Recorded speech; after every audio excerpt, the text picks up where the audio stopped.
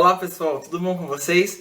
Bom, então hoje eu vou falar o que eu achei da leitura de Guerra e Paz. Qual é a causa dos acontecimentos históricos? O poder. O que é o poder?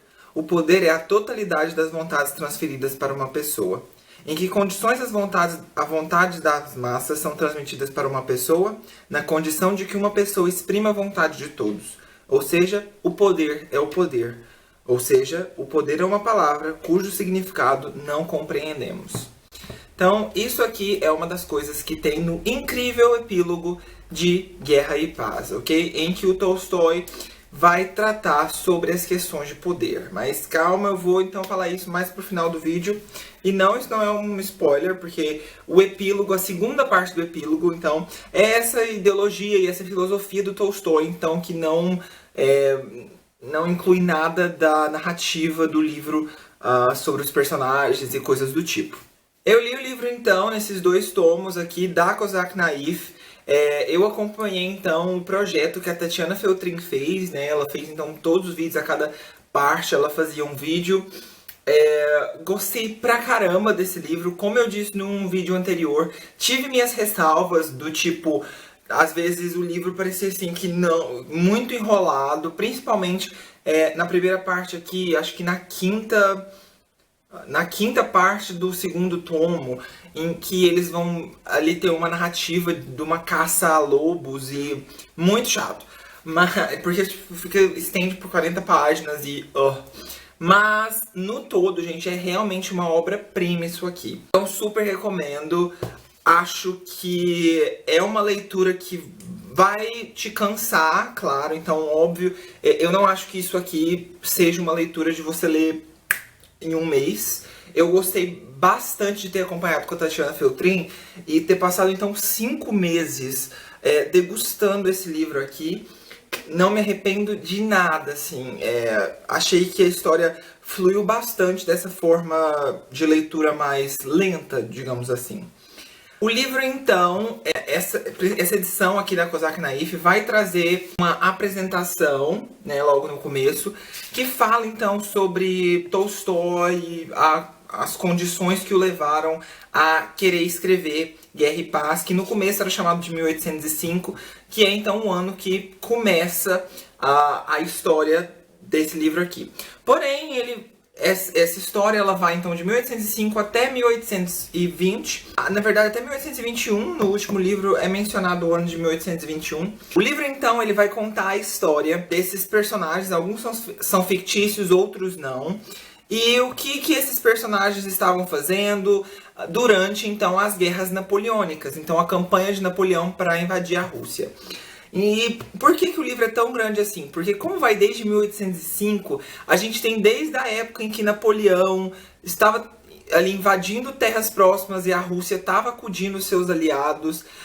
Depois passa pelo momento... Isso não é spoiler, gente, porque, né, isso é história, então realmente aconteceu.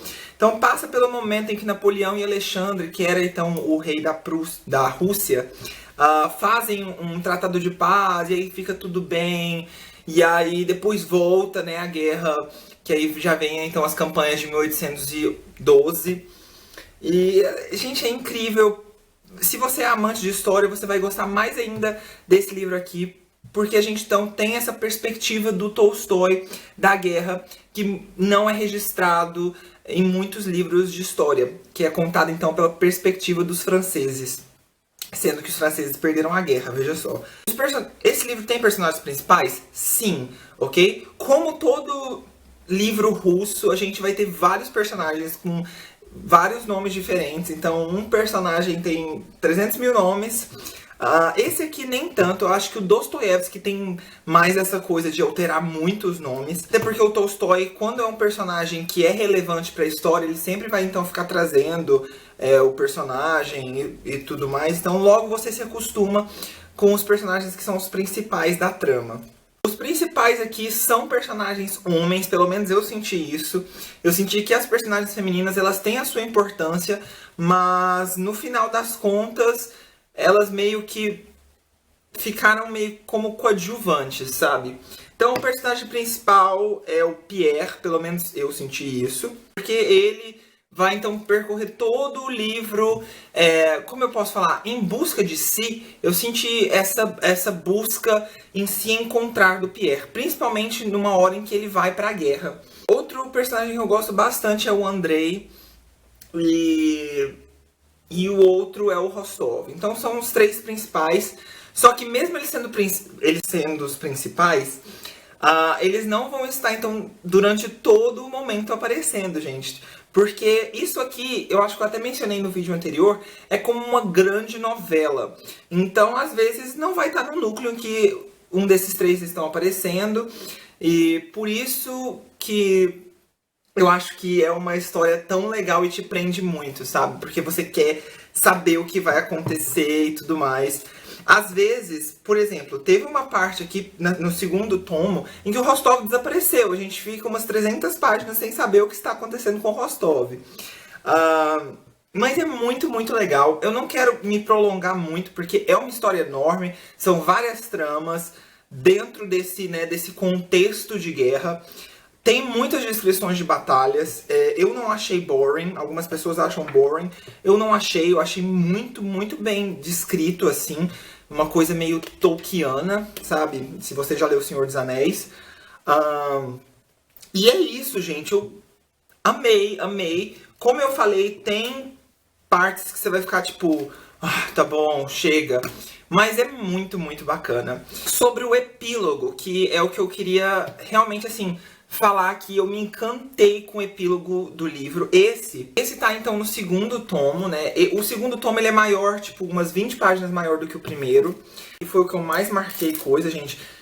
Nossa senhora, gente, esse livro tem tantas passagens incríveis. E aí no final, no epílogo, a gente tem então a primeira parte do epílogo, que é contando o que aconteceu com os personagens que sobreviveram, porque, né? Não é um spoiler, mas estamos falando de guerra, então algumas pessoas vão morrer, gente. E a segunda parte do epílogo, então, é toda essa filosofia do Tolstói. E eu achei incrível. Óbvio que ele vai usar uma linguagem mais rebuscada, mas assim... Então, eu demorei mais a ler essa última parte, porque eu precisava, tipo, reler de novo alguns parágrafos que eu não tinha entendido. Mas, como eu li, então, no começo do vídeo... Ele vai principalmente focar nessa questão do o que é o poder e como algumas pessoas, então, elas simplesmente se destacam historicamente e elas ficam conhecidas. Tipo, Napoleão, gente, hoje nós estamos em 2016 e a gente sabe quem foi Napoleão, o que ele fez.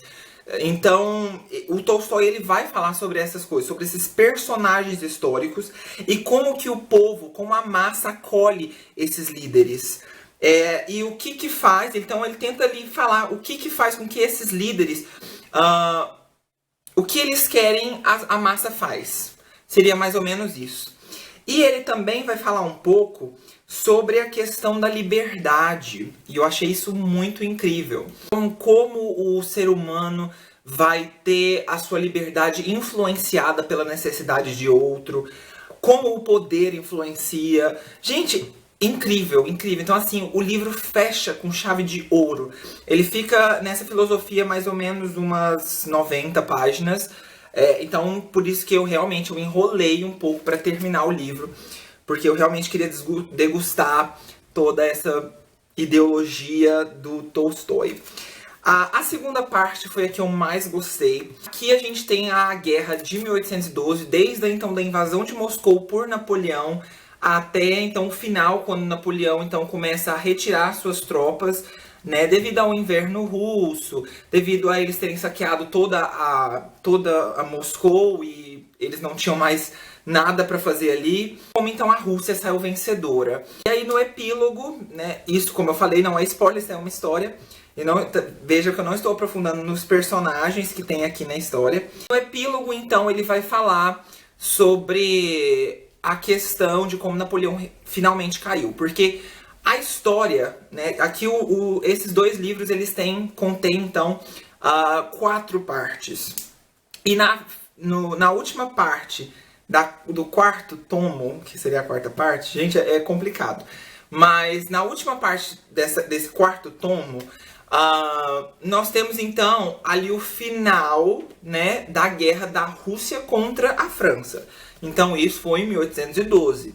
Só que Napoleão realmente assim caiu e tudo mais em 1815, né? Porque ele volta para a França, lá ele cai, ele vai então para uma ilha, só que de lá ele foge, ele volta para a França, tenta então outro governo ali, só que aí os aliados junto com a Rússia o derrubam e aí vai. Mas o Tolstói não aprofunda nessa segunda parte, então, que o Napoleão cai definitivamente. Ele só menciona que, em 1815, Napoleão finalmente caiu. Porque o foco do livro mesmo é a guerra de 1812, quando chega em 1812. Aqui no primeiro a gente tem as guerras travadas entre Rússia e França, mas ali na época de 1806, então assim, Napoleão ainda não tinha invadido Rússia e tudo mais. Pessoal, incrível, incrível, eu que amo história, amei ver a perspectiva de Tolstói, que é maravilhoso, majestoso, incrível. O Tolstói ele tem todo um jeito jocoso de tratar alguns eventos e personagens aqui. Ele critica muito, muito Napoleão, meio que quase fala seu burro. Então, gente, é muito, muito bom mesmo, tá? Super, super recomendo. E eu sugiro que vocês leiam, tipo, lentamente, sabe? Degustem, pra vocês acostumarem com os personagens, amarem os personagens, sofrer quando alguns personagens, né, morrerem. Super clássico. É isso então, espero que vocês tenham gostado. Não esqueça de dar o like, de ajudar a compartilhar. Comenta aí embaixo se você leu também o tomo, se você pretende ler algum dia. Não esqueça de curtir a page do Facebook e se inscreva no canal caso você não seja inscrito. Ok, então, até mais, pessoal!